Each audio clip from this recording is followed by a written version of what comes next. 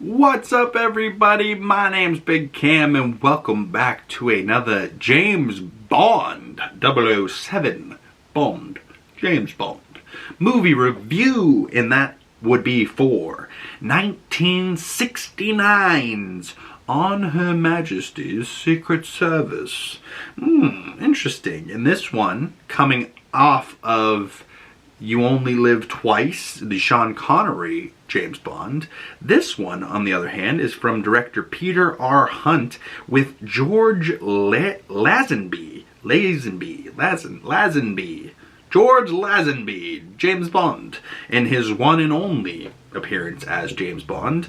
And the story behind this apparently is very interesting. Mr. Peter R. Hunt, this is, I believe, the only directed Bond film he ever did, but he was an editor for the first Bond films, for all of the Sean Connery, Dr. No, From Russia with Love, Thunderball, Goldfinger, so he edited quite a bit of those films, and then he did additional photography and additional directing for You Only Live Twice. So he was an editor for the first 4 films, he did additional directing for the 5th film, and that must have gave the Broccoli people confidence, like, hey, you've done this, do directing. So he's finally able to serve as director for On Her Majesty's Secret Service, and his work on the series helped pioneer an innovative, fast-cutting editing style.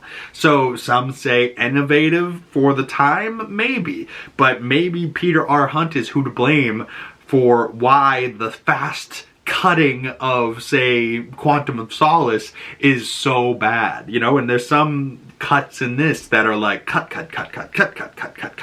and you're like, Jesus Christ, what is this editing? It's just all over the place.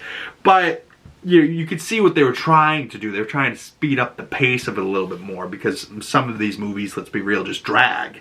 But one of my biggest gripes with these films is that they have this stupid green screen effect. And I don't know if this is where it starts, because there's a little bit in the other movies, mostly in car stuff, when you see him like, with a wheel and then the background's just moving behind him. Some of the stuff, like, they clearly really did, they really did car stunts in this, but whenever they're in the car, there's the green screen behind them. They clearly really did ski stunts in this, but when they're on the skis, it's, green screen behind them. When they're on the bobsled thing, they're clearly doing it. The stunt guys for this movie had a great time, but because they needed the face of the star in the shot, they go from the shot of them really doing something crazy and cool, and they cut away to a terrible looking shot of a green screen, and then they go back to the cool looking stunt, and you're like, listen, if you just stayed on the stunt, it would have been fine, but they just, They're trying new things here at 69, and at the very least, they had really cool car stuff in this. They had really cool action, and I'll give George Lazenby, whatever his name is, I'll give him some credit. He can throw a punch, because there's like a water scene at the beginning of this, and just like the way he was like dipping his fist in the water and then throwing the punch, and the way that the water was like adding this movement as well with it, that just looked really good. But it says that he was a mechanic and a used car salesman in London, England in 1968 before being cast as Bond. And just, he was cast as Bond only doing commercials previously, and he had only done one other film appearance in, as a bit part in this 1965 Italian-made Bond spoof film. But Lazenby won the role based on his screen test fight scene and the strength of his interviews, fight skills, and audition footage. A chance encounter with Bond series producer Albert R. Broccoli in a hair salon in 1966 in London had given Lazenby his first shot at getting the role. Broccoli had made a mental note to remember Lazenby as a possible candidate at the time when he thought Lazenby looked like a Bond. The lengths Lazenby went to get the role included spending his last pounds on acquiring a tailor-made suit from Sean Connery's tailor, which was originally made for Connery, along with purchasing a very Bondish-looking Rolex watch and a Aston Martin DB5 car. the Bond car at the time. Lazenby quit the role of Bond right before the premiere of his only film on Her Majesty's Secret Service, citing he would get other acting roles and that his Bond contract, which was 14 pages thick, was too demanding of him. Wow. So, and then in his post-Bond career, it says he acted in movies, commercials, various recurring TV roles. And it says Lazenby here did several Hong Kong action films as well with his martial arts experience. So, like, you know, as far as, like, fighting and look and voice, he actually wasn't a bad Bond. But it seems like they were maybe trying to do some fraudulent shit. It comes out a couple of years after Sean Connery's last Bond film. Maybe they're trying to kick him out. Granted, that was his 5th Bond film, so probably for the 6th one they were going to have to probably shell out a lot of money to him.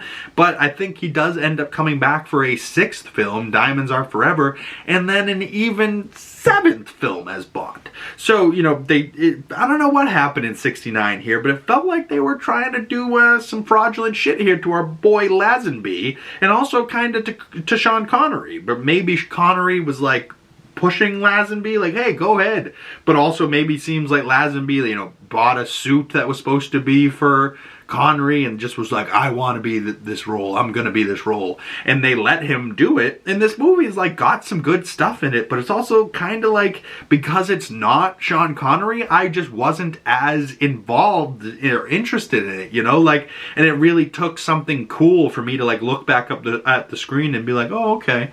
But for the most part, I was like, you know, not really here for George's portrayal as the character.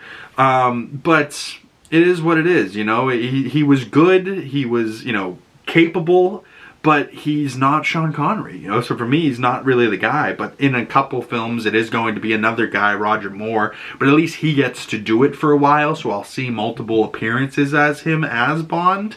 But I don't know. This movie was good. It did feel the most London, I guess.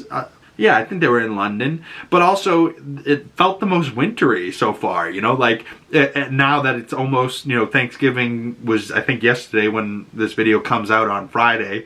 I think this Bond film here, it was really, really good that I watched it right now because it felt not necessarily Christmassy, but the most wintry. You know, it had skiing and bobsledding and a lot of snow and an avalanche, you know, and like the very winter vibe in this Bond film, you know, so I really quite dug that. And of course the Bond girl, Tracy D. Vicenzo, played by Diana Rigg, she was not only gorgeous, she was driving a friggin' dope car, a red convertible friggin' muscle car, whipping, and he's whipping after her in an Aston Martin. So like just between the cars in this, I was like, oh, some dope cars. I kind of, you know, I was mad that like it was such a dope car, and like the way that it started, I was like, I don't want to like this guy, but he started out with some dope vehicles, and I'm a car guy, so yeah, for me, I was like, man, this is pretty dope. But then I was like, shortly after that, I was like, no, I don't like him, you know. But then the end of this movie kind of bums me out, you know, like it was kind of this like bleak ending, you know, like it doesn't end on like this great note, like. And for a second, I was like, oh, how nice, you know, like Sean Connery's Bond was this lady man, ladies killer, and this Bond is like a settle down, fall in love Bond. I quite love that. And then, of course, you know, spoilers for a very old movie, she gets friggin' lit up in this drive-by shooting, and he gets back in the car, and I think it's about to be a chase, but no, she got shot in the head, and she's dead, you know, and it's like, great, they just got married, and on her wedding day and his wedding day, they're dead. Awesome. Great. Sick ending. Very happy. You know, like I was like, what the fuck kind of ending is that? But maybe they did that ending because he backed out of his contract, but they said he did it right before the premiere. So literally, like, think about this and the balls on this guy. The movie's premiering in the day before, you go, oh, I won't be coming back as Bond. I hope you enjoy that film.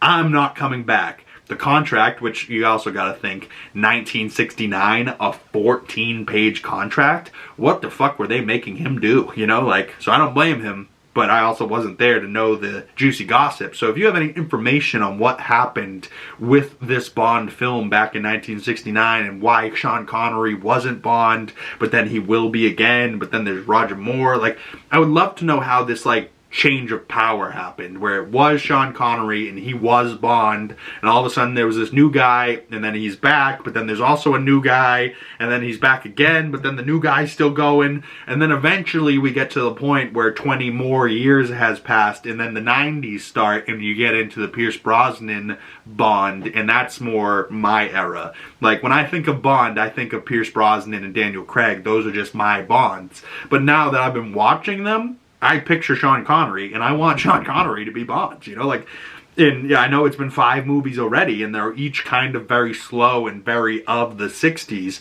but Sean Connery's a fucking great action movie star, and great movie star in general, a great leading man, and I truly love his voice, and just, like, his chops, his acting chops. He's a great performer and great guy to watch on screen. So watching him like in these 5 movies, I just want to continue to see him do more Bond stuff, you know. And I even went back and watched Indiana Jones 3 just to watch Sean Connery the other day because of how much I was loving these Bond movies. I was like, I got to see him again. And my other first instinct Sean Connery movie was the Last Crusade, you know, whatever, Indiana Jones 3.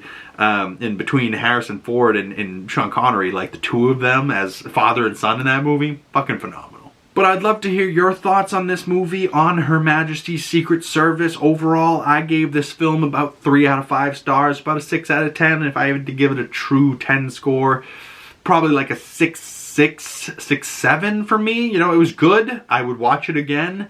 But when I think of Bond, I'm not going to think of old Lazenby here in the first and only attempt for him to be Bond. You know, like, I would definitely not skip over this in a rewatch again. You know, like, I would definitely go back and stop at Dr. No and go all the way through them again, like I have been so far. Which means our next James Bond film should be 1971's Diamonds Are Forever, back with Sean Connery as Bond. And then after that, we get Live and Let Die with Roger Moore, I believe is his name. Yep, Roger Moore as James Bond in 73, but also Live and Let Die. That must be right around when the Beatles are huge, because Live and Let Die, isn't that one of their song titles? So who knows? Also, another thing on Her Majesty's Secret Service, no intro song. Very gay. Although his, like, take a knee and turn and do the barrel of the gun Bond pose was pretty good, they just kind of had a score over the intro. They didn't actually even attempt to go, on Her Majesty's Secret Service. You know, like, they just were like, nope, that sounds dumb, we're done, we're good. You know, where all the other ones were like the singing of the title, you know, like, you only live twice, Thunderball. Like, I still think so far through the first 6 movies of Bond, the best intro song has been Goldfinger's. But apparently From Russia with Loves also has a really good one, but I don't remember that one for some reason. But can't wait for Diamonds Are Forever. In the way that I've been putting out these movie reviews, that should be coming out next Friday, I believe. Because I think each Friday I've put out another Bond film review, movie review. So stay tuned for that. I'd love to hear your score down in the comment section below for this film. And stay tuned for more James Bond coming in the future.